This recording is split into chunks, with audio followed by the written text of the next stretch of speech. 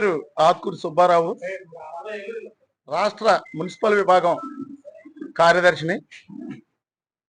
ఈరోజు చాలా దురదృష్టకరమైనటువంటి రోజు.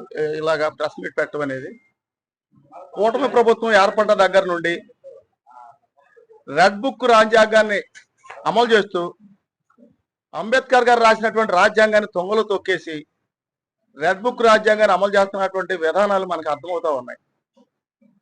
ప్రభుత్వం వచ్చినట్టనే ఎవరైతే కూటమి ప్రభుత్వాన్ని వ్యతిరేకిస్తున్నారో, ఎవరైతే గట్టిగా మాట్లాడుతున్నారో, వాస్తవాలను గట్టిగా మాట్లాడుతున్నారో వాళ్ళపైన కక్ష సాధింపు చర్యలు చేపట్టారు.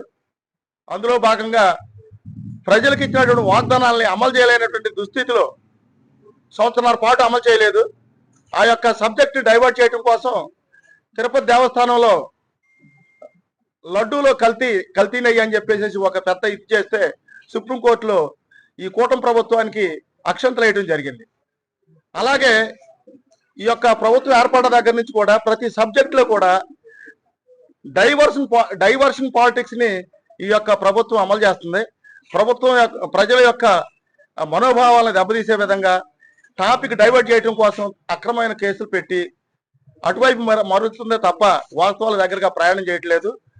నిన్నగాక మొన్న కాశీ బుగ్గల వెంకటేశ్వర స్వామి దేవస్థానంలో 9 మంది మరణిస్తే అది ఎందుకు జరిగింది? ప్రభుత్వ వైఫల్యాన్ని కప్పిపుచ్చుకోవడం కోసం.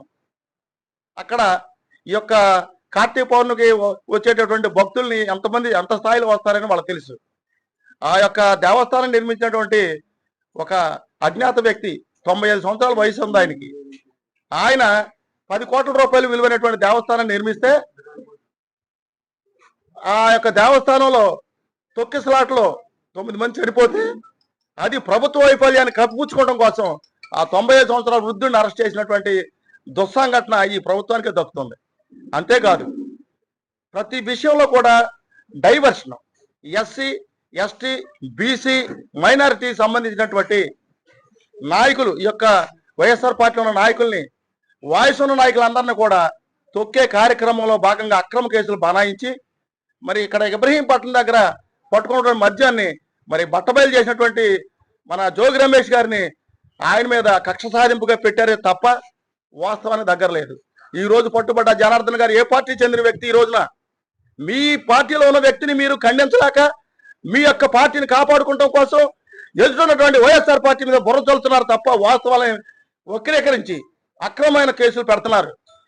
మీ ప్రభుత్వం వచ్చి 2 సంవత్సరాలు దగ్గర పడ్డది. ఇంకా 2 సంవత్సరాలు, ఇంకొక సంవత్సరం అయితే ఎలక్షన్ మూవ్మెంట్ వస్తుంది. కానీ